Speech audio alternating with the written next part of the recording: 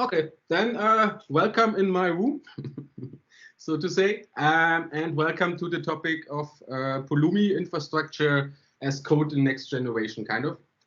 Maybe a little introduction why I give this talk before going into the slides. I'm really, let's say, using Pulumi quite a while privately, and I have the feeling there is a new approach, new things, new ideas on how you manage infrastructure arising. So just wanted to share with you my knowledge and maybe my experience, opinions.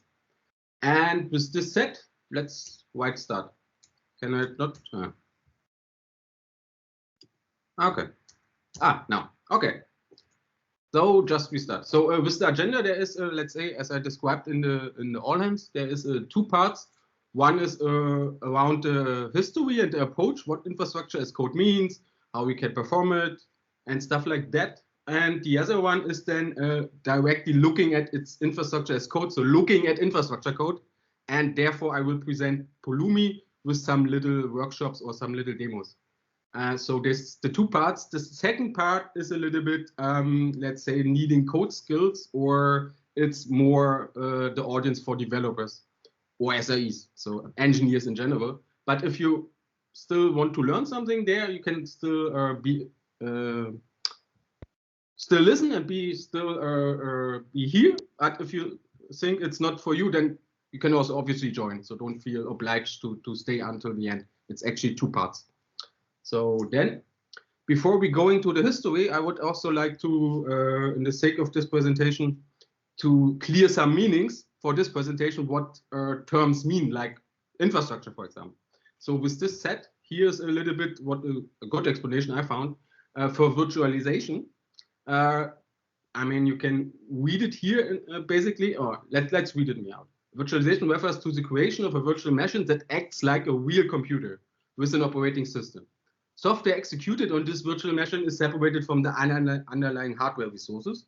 So that's actually the term virtualization that I also reference or use here in this presentation. There are two others coming. So the next one would be code or source code, as in infrastructure as code. Source code, also referred to as source code or code, is the version of software as it is originally written by a human in plain text. That's the definition for also infrastructure as code in this presentation.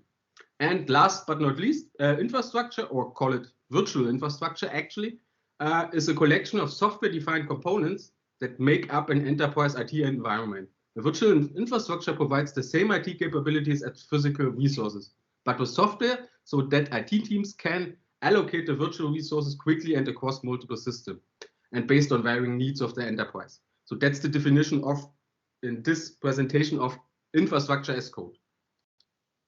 So with this clarity, or with this definitions, I will now give you a little heads up. It's not full, but a little heads up about the history of virtualization and others. So it's not quite, let's say, a new term. It's quite old, as you can see here. The first virtualization was somehow performed by IBM, if I'm not mistaken, in the 1972. So that this concept of virtualization is quite old, but the hardware these days were not capable enough to handle the needs. So that it took some time that the hardware had to catch up. And as you can see here, roughly at the 20th century, at the 2000s, there the hardware was powerful enough, and then different projects, different vendors, different ideas starts. And as you can see, it's then just explode. I mean, there is then between 2000 and 2018, there is a couple of different providers, different software, different virtualization platforms, you can call it. And this list is not exhausted. So it's just, let's say, the big points. And this, all of this history makes infrastructure as code as even possible. Without this, it wouldn't be possible today. So this would be for a little brief up of history of virtualization. The next is a little bit that's on top of this. So it's a, like you can think of it's a stack. The history of infrastructure as a service, or simple speaking, cloud or cloud providers. This also started, as you can see, around after 2006 with, okay, obviously AWS. and then also Workspace, Azure, and the others. So, and this development or this introduction of infrastructure as a service was only possible because of virtualization. So that's the next step. You can call it the next evolution. And I mean, this is obviously more, let's say, the public cloud. There is also private clouds. Like, I mean, OpenStack is, you can use it as a private cloud, like we at Data for Life, or you even have public offering of OpenStack from whatever vendor or whatever company.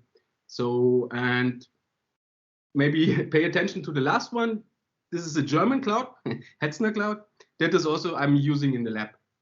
So this is the history of the, let's call it cloud or infrastructure as a service in general. And the next one, then on top of this, is the history of infrastructure as code.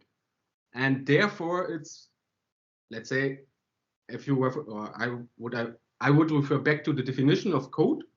Then actually, it's also Bash is a kind of, you can call it source code or a kind of programming language in this meaning. So, and I mean, Bash was always there to manage infrastructure, to manage servers, to manage everything around, infrastructure in this regard. So that's why it's, let's say, starting on the list.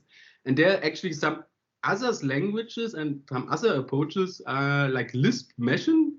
I mean, Lisp is a quite old programming language, but they are also, let's say, the root of infrastructure as code is also not just the last 10 years. The ideas arise, let's say, clearly after the virtualization arise, if you remember the history of virtualization. So that's how one invention changed the view and changed the possibilities to others. So that's like, let's say, a loop of evolution, a loop of invention. And therefore, you also see here in the last three, or the last three here actually is Terraform. That's we're using at Data for Life, and it's quite, let's say, the standard for infrastructure as code. Then you see Pulumi. That's quite, you can call it young. That will be part of this presentation. And there's another one that's called crossplane. That's I will just briefly touch to give you a little bit an overview of the three modern ways of managing infrastructure. And then the rest is quite known. Chef, Ansible, I mean, they are there for years. So, but they were programmatically, they were designed for other things. So you can say Terraform, Pulumi, and crossplane are dedicated and designed with full infrastructure as code in mind. And then now a little bit, little definition of in virtualization, you have two types of virtualization. You have, let's say, type 1, that's called bare metal, and type 2. Simple speaking, type 1 is you just have a piece of hardware, and on this hardware, there is a virtualization that's called hypervisor running, and then on this hypervisor, they are running then the virtual machines. So your servers, whatever you want to run in there. There is nothing between the hardware and the hypervisor. In the type 2, you have a normal operating system like Mac OS or iOS or Ubuntu. And in this operating system on the hardware, there is running the hypervisor, and in there, then it's running the virtual machine. So that's a little bit, let's say, a difference. And there are some examples here, and some support both. So let's say KVM, for example, support both types of hypervisor. That's just, I mean, you never, if you run virtual machines, you never touch this layer, but just for the sake of completeness, I wanted just to mention it here. And maybe as a fact, in Data for Life, we're using type 2. So now a little bit to the concept of infrastructure as code, or how infrastructure as code is managed or run. Actually, it's that simple, as you can see here. You define a state that's called desired state, and there you describe what you want to have, like a recipe. If you cook something, you have a recipe, what you need, and then you have a way how to make, let's say, the food, the meal. And then you just, in sense of infrastructure as code, you just have a loop that's always checking. You have the desired state, you have then a current state, that's, let's say, all infrastructure resources created, and then done. Or you can think of it's a continuous loop. So always you have, if you rerun, let's say, the program that creates the infrastructure, it then comes again from the code, that's the desired state, and you have a current state, and then it checks what it has to do. That's the basic idea of how you apply changes in infrastructure as code, or the simplest version, let's say, of a called state machine. And some tools support this loop, let's say, endlessly, and some you have more an interactive approach. So you have to run something, then you see what is the diff between the desired state and the current state, and then you decide what to do, or you have tools that just do this really endlessly. That would be the different, let's say, approaches in the three tools I will present shortly. In general, there is a difference in infrastructure as code from the definition. How you design the state could be in two ways. Either you define in your code what should happen. So you just describe really step by step what should happen. So create the server, start the server, and so on. So it's really like you can call it, or it's called imperative. So you really have an instruction set defined. The other approach is declarative. So you don't define the instruction set. You just really define in a declarative way the state. So you just say, I want a server that has this attributes, this properties, network, whatever. And then it's up to the program to decide what are the steps to get to your state you want. So that's the major difference in infrastructure as code, and how some tools are work basically. And in general, it's also like you can think of general programming. You have always declarative and imperative. So always either you define what you want to have, or you define the how. There are some pros and cons, obviously, but it will come back later in the more technical term speaking. So in general, I mean, software development is quite, let's say, the principles and the ideas behind this is quite old. The only difference now is that with really infrastructure as code or as source code, you can apply the same things. You can apply the same principles in sense how you deal with the code, how you deal with the quality of the code. You can also just apply all the learnings we had. So let's say you can now use agile methodologies to manage the code that manage your infrastructure, for example. So that's then now the new part of how you combine the things and actually use what you already know and already experience, and you know the best practice from software development just to infrastructure as code.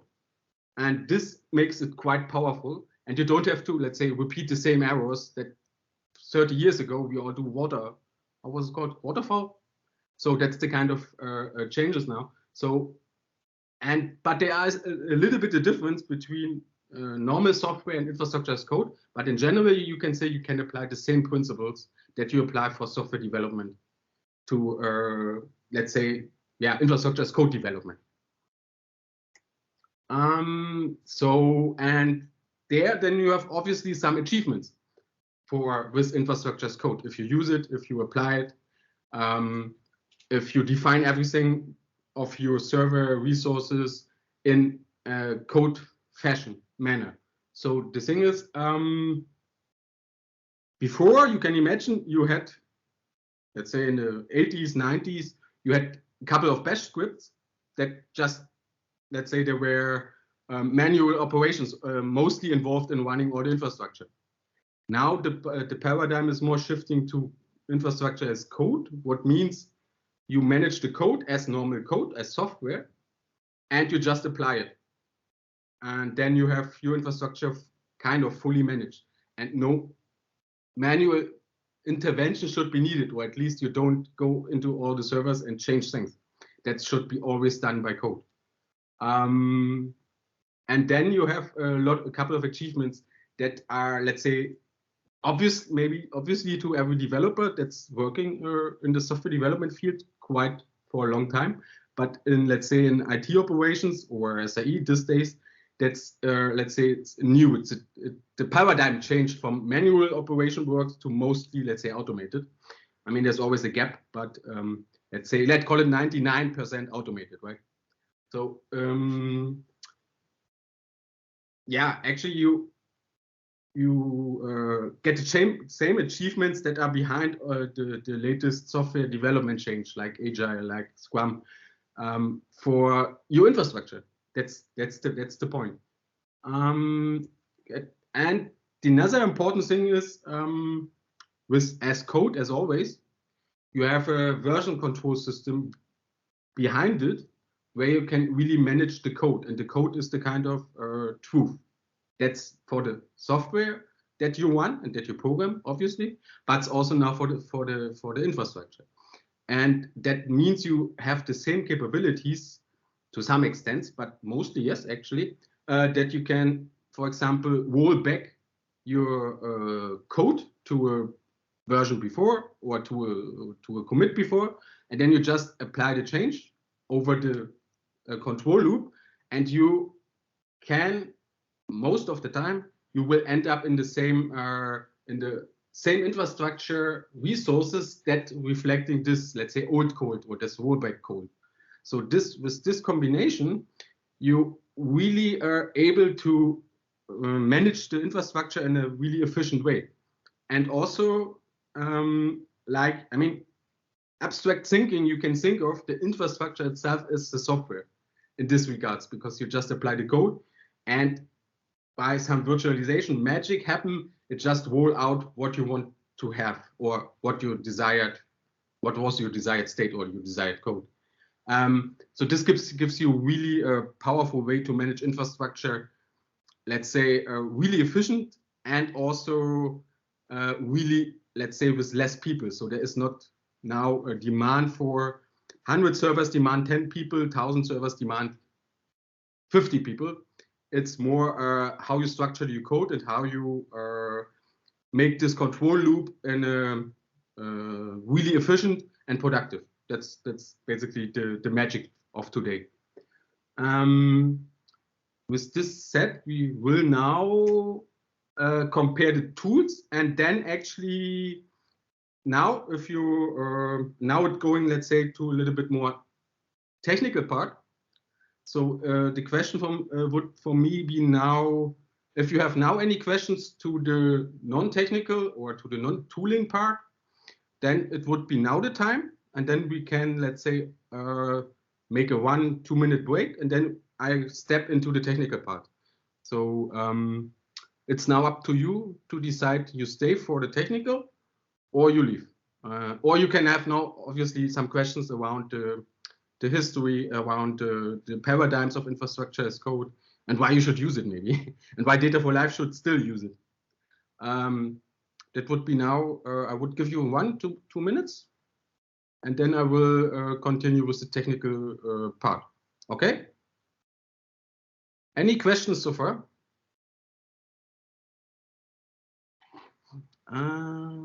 Raise your hand or type in the chat.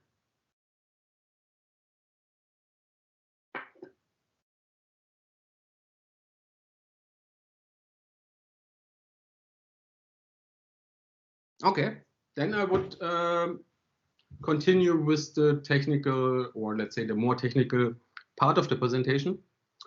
Now I will just compare these two tools, and then we will look in closely to Pulumi.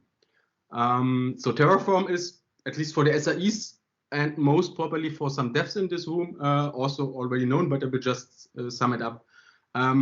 So Terraform was invented by HashiCorp, and it's majorly a declarative approach. So you have your own domain language that's called HashiCorp configuration language, and this language you have to learn to express your desired state for your infrastructure. And this desired state is expressed in this HashiCorp configuration language. Then just the tool, read it, apply it, and change your infrastructure. It's written in Go, and it's a normal, let's say, client application. So you just have a binary that you run. It's just a normal program. And there are some options to store the state. So there is a between, if you remember the loop between the desired state and the current state, there is, let's say, an intermediate state. That's how all the programs works actually now. That stores the state that Terraform knows from the last one. And then it compares the desired state with this intermediate state, and then it's applying the diff from this to from the intermediate state to the current state. So that's a little bit more complex control loop, let's say. But now the new one, actually quite new one, it's almost 2.5, 3 years old. It's crossplane. Never used it, but it has some interesting ideas. It's completely declarative, so you only have YAML, and YAML, as you know, is fully declarative, so you don't have loops or other stuff, so you don't have control keywords where you can express logic. It's just a declarative. It's just you write states down, or you write variables down. You don't have any other syntax for that. You can extend it with templating before, but the tool itself doesn't support it. It's just take a YAML as you would in Kubernetes, and then it's just applying it, and then it would just roll out the change. It's also written in Go, and that's the interesting part. It's written as a Kubernetes operator. So you would apply the YAML to Kubernetes, and this operator would then take this description and create servers, create networks, not in Kubernetes, anywhere. It's just that this crossplane program is run in Kubernetes as an operator. And then obviously it stores also the state in Kubernetes, most popularly in etcd. So it's a little bit a paradigm shift, because normally you have this client application where you run it, but it's the first tool that completely runs in Kubernetes for managing infrastructure. Interesting, but yeah, as I said, I don't have experience with it. But it's the new kid on the block, you can say. So with this comparison, let's jump into Pulumi. Okay. Pulumi is, let's say, it's a little bit younger. It's almost 4 years old. So it's a little bit older as crossplane, but a little bit younger as Terraform. And it's a fully imperative, or it's fully, so you have a full programming language that you can express your infrastructure. So you can have it declarative. It depends how you structure your code or how you write your code, but you have the full capabilities of any programming language. In this regards, it's supporting Python, TypeScript, JavaScript, Go, C#, yeah, and F#. Both together under .NET. So that means instead of writing a YAML or instead of writing a HTML document where you form the desired state, you just write a full program. It's written in Go, also the main part of the program itself, Pulumi, is written in Go, and you have then language extensions for this listed languages here. It's a standalone program, so you have just the client, and it's the same like with crossplane that stores the state in etcd in Kubernetes, and Terraform that where you have a couple of options where you store this intermediate state, local in the cloud or in enterprise Pulumi cloud offering, kind of. So that's similar. The major difference is that you have a full capable programming language that you can leverage, and there are some interesting, let's say, features.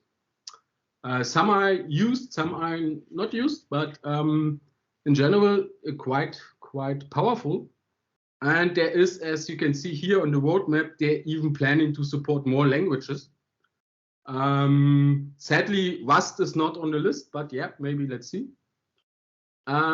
So, for example, there is let's say there's an interesting approach that you have to get your head around. That's the input-output thing in Pulumi, because in the language you write and create resources in an asynchronous manner. That means you program 1 over instructions, normal. And the resources are maybe created, maybe not created immediately. So it's up to Pulumi when he creates, so that you have to deal with input-output. That means you have asynchronous inputs and asynchronous outputs. That means that's a little bit, yeah, you have to get used to it, because Pulumi has to decide when it creates which resources. So that it's not so easy like in normal programming language. You would have a variable, a value, and then use this value somewhere else. Here it's a little bit different because of this asynchronous approach. But if you think of it, it makes sense, because you're creating external resources that could take more time, that could be optimized in the sense of in the order. So that is something you will face in the first time when you use Pulumi. You have an interesting auto-tagging of resources. You just define the text, and then it's applied to every resource you create. With this, you can easily tagging resources and see what is used for what in AWS or wherever you create the infrastructure. Automation API is quite interesting thing. You can write multiple code, as multiple programs, so to say, in Pulumi terms, and merge them together with a wrapper that's called Automation API, where you can then manage Google Cloud resources, AWS, and whatever else in just one program. So it gives you a way of combining things, orchestrating things, or even abstract things away. One fun fact here, I was not able to do it, but maybe I will look into it in the future. You could use the Automation API to write a single Go binary that include everything. So you just have then a normal standalone binary. You run this binary, and then it creates the infrastructure as it was compiled from the code. So you don't need an external Pulumi client or terraform client in HashiCorp world. You just have a fully functional single binary. Quite interesting, but I didn't have the time to make it or to implement it. And with this, actually, I would just jump to the demo. That's now heavy coding, let's say. Can I click on a link here? Let me check. Okay, yeah. And for you see the GitHub repository, right? Yes. Yep. Oh, okay. You can click here on the button, open in Gitpod. Then you would have, yeah, okay, let me do it. Maybe then it's easier. So then you get a fully working workspace. That's everything is set up. You can just run Pulumi, so you don't have to install anything. I was not able to test it, but maybe let's check now if it's work. I also, for the test, I really create infrastructure in Hetzner Cloud. So if you use it, I will provide a token, but this token will be revoked after some time because it's, let's say it's on my personal builds. But I mean, Hetzner is quite cheap, so and it's creating only one server, so it should be not a problem. In general, in the meantime, we can maybe look in the code. Maybe it's starting. So we can also have it locally, of course. And as you can see, as a Go developer, I would say that's the Go program, right? So not much fancy than that, but the difference is it's describing infrastructure. So as you see here, it's using Pulumi, it's using hcloud, and it's then just that is here, that is a definition of, okay, in this regard, this definition of a firewall. And where's the important thing here? Here's the important thing. So here's the definition of a server. So with this lines of code in Go, you define the resources. You combine the resources, as you can see here. And then you also export information. So like, I want to have the IP address, DNS, whatever, later on for usage after Pulumi is run, after Pulumi created the infrastructure. Is it done? Ah, yeah, wonderful. So here, okay, it's all done for you. That's all the Pulumi dependencies. I mean, it's a Go dependency, obviously. And as a fun fact, under the hood, Pulumi mostly use Terraform providers. They are mostly written in Go, so that's so it's not really reinventing everything. It just changed a little bit the interface to your infrastructure management. Underneath, most of the stuff is the same than if you would use Terraform. So as you can see here, first of all, this is a kind of plan that says what Pulumi will do after compiling this code and let's say execute it. So it will create, they call it stack. Just think of it, it's a group of resources. And then it will create a firewall. You see here, it creates the server. Let me maybe,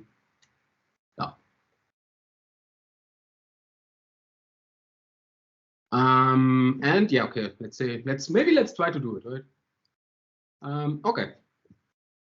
Okay, now it's just creating. I mean, I can show you the server in Hetzner, but yeah, maybe just for the proof. No. So, yeah, here we go. So with this, and this is, let's say, that's 90 lines of code, and you have a full, in this regard, what is it? Let's check here. It's a simple Nginx server. So, and what you could actually do if you like, maybe it's working, so it's really live. Yep. Okay, right. You see, it's my web server I created with Pulumi. That's maybe for them using Terraform. That's not, let's say, surprising or not the magic. But now it comes a little bit to, it's a full-fledged programming language. So what you can do, you can also write unit tests, obviously.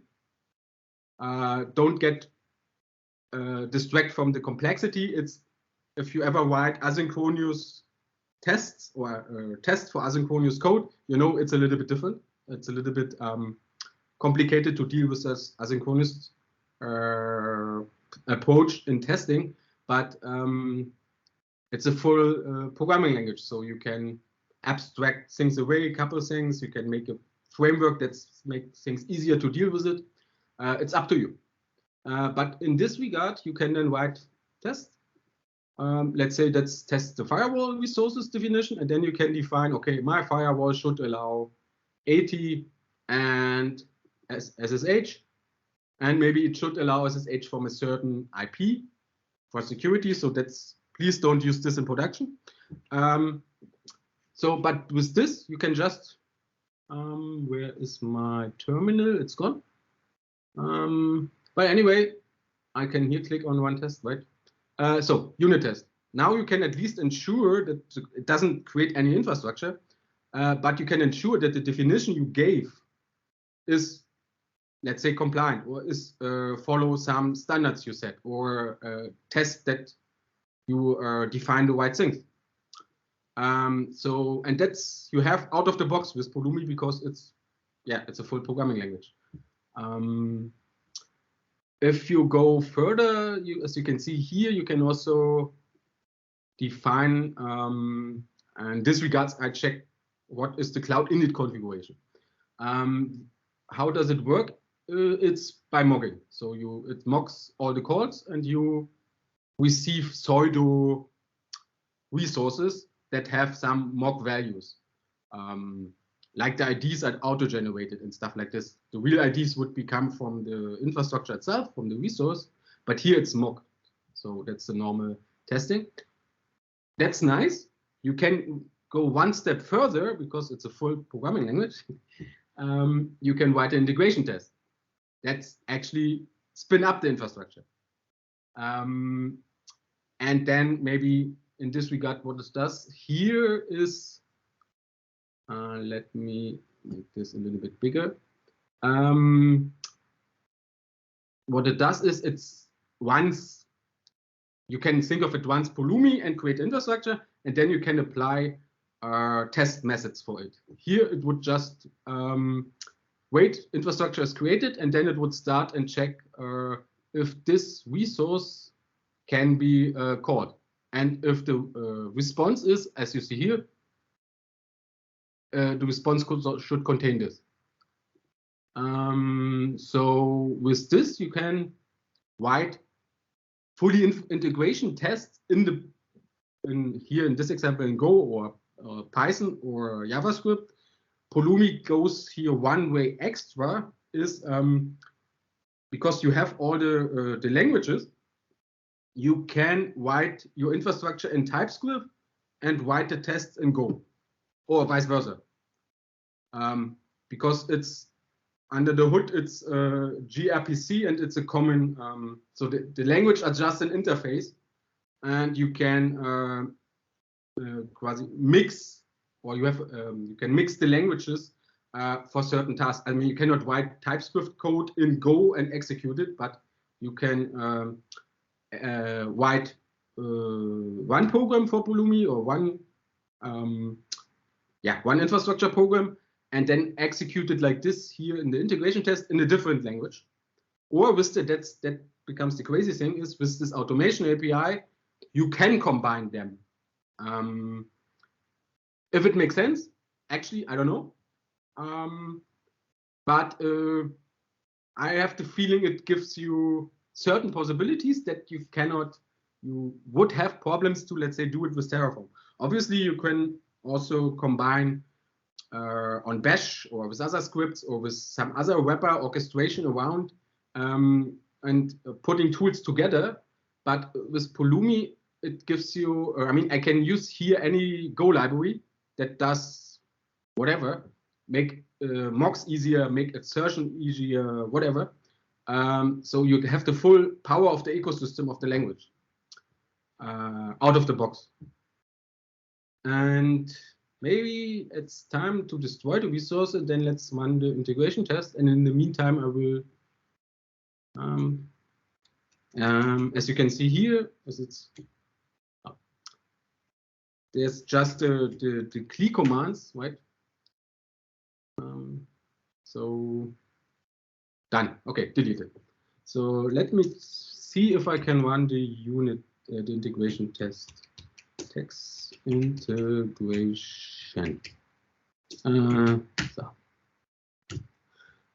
Give it a couple of seconds. I mean, it's a fully integration test, and then finger crossed.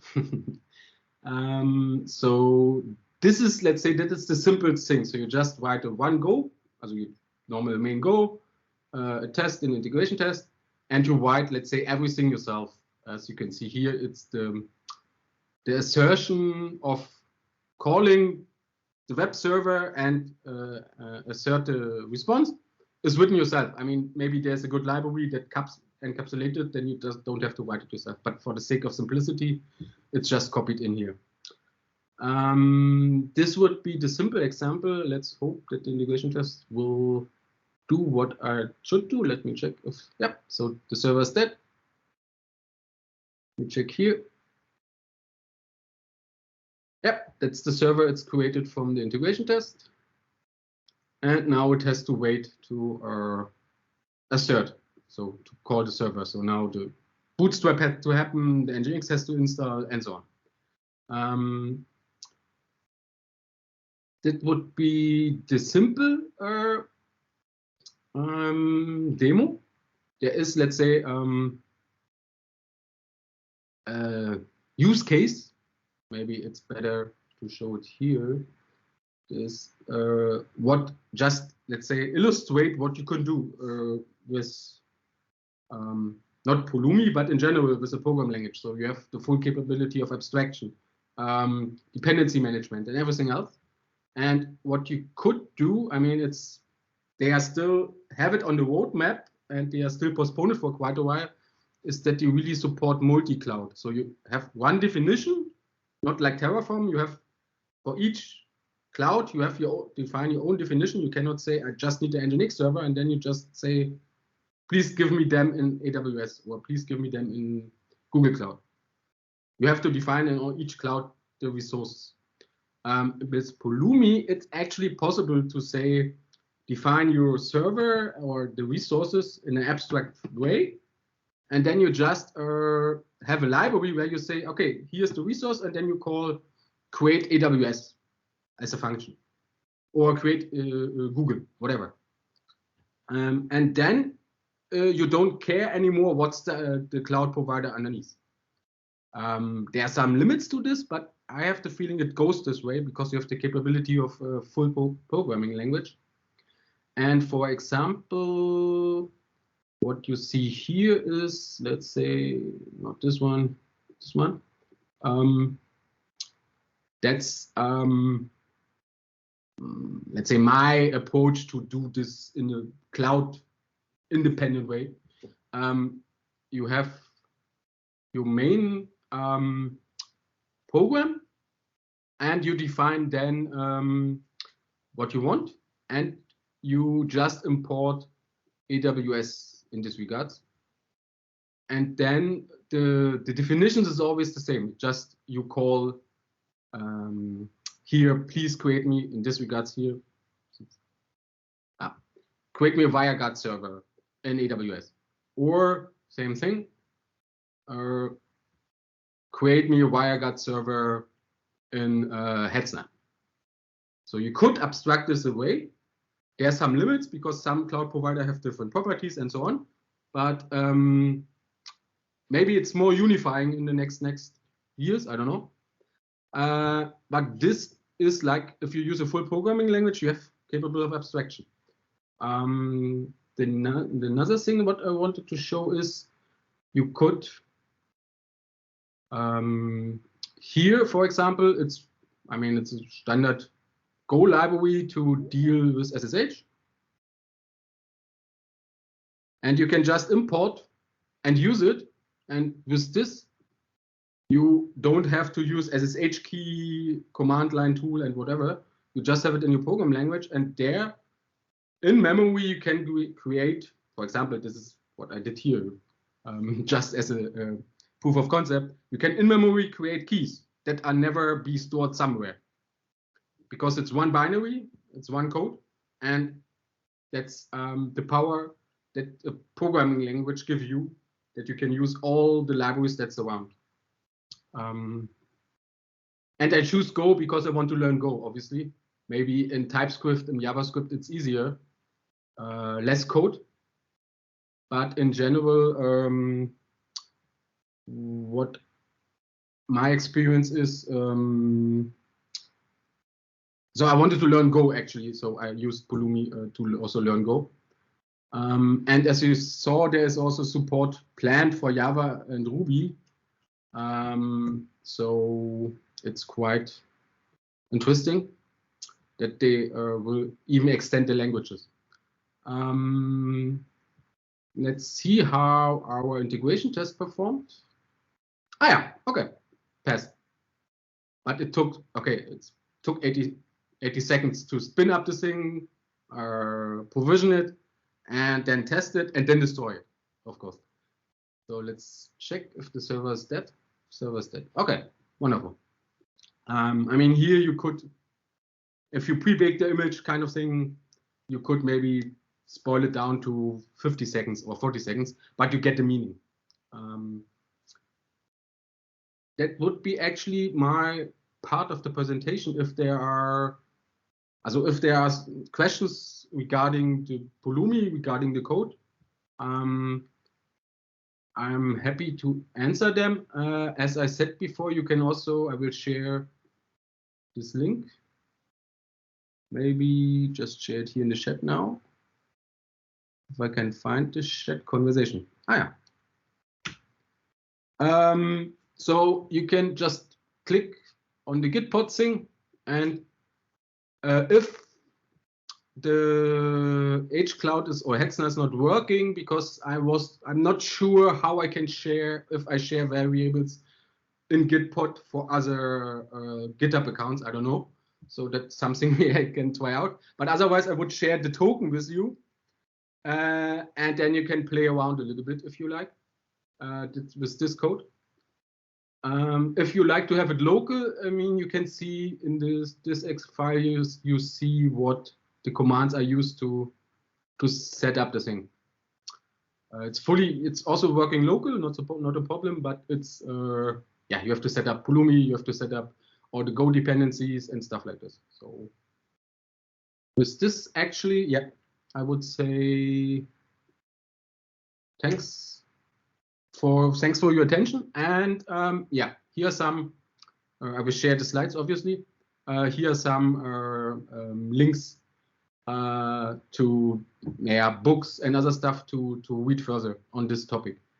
Yeah, thanks a lot. Hope it was had some insights. Yeah, that would be my presentation.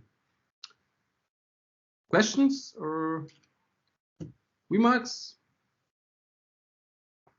Okay, then have a nice Thursday. And if you need help for setting or using this here, would be actually nice to find out this Git pod thing is for every GitHub repo you can set this thing up, and then you have a workspace to share. You can build easy demos, easy labs. Quite interesting too, so you can look it up. And one other fun fact: if you go to whatever GitHub repository, just play around and hit Shift E, also E for England, and be surprised.